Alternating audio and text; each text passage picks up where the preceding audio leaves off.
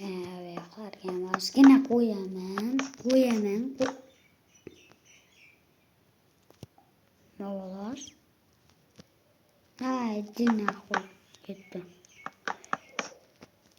Ana tomini ham bitirdim. Endi ichki qismini bezatsam bo'ldi.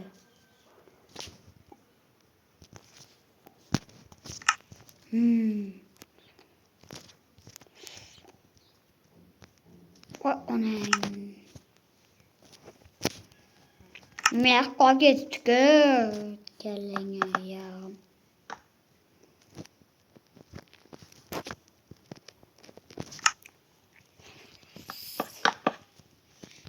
Kechasi uy quryapman.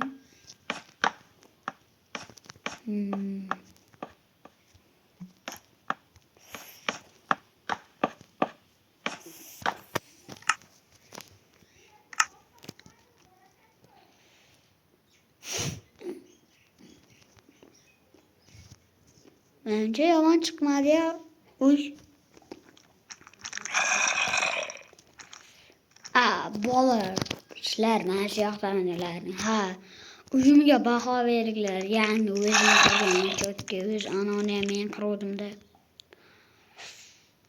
Mana buni ham men qurdim. Mana Oybek qurdi sizlarda bo'lsa. Mana men qurdim. Hech kim qurmagan, men qurganman. Ana uyni hozirgina o'zim qurdim. Lekin ichida hech narsa yo'q. Bolar hozir. Zo'r ideyani ko'rsataymi? Mana bu Elder Dragon echkiga o'xshab qoldi. Zota eng muhim qismi bu emas. Ko'rasizmi? Ovotadi bu og'zidan. Haqiqiy Elder Dragon bo'lsa, Elder Dragonning ko'chvachasi. Hazil. 3%.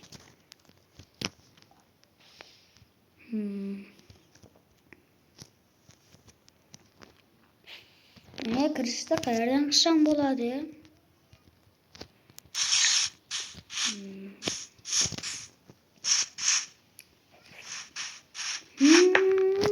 Mayli, mana shu bo'lsin. Xo'ra zamir o'rgatibdi.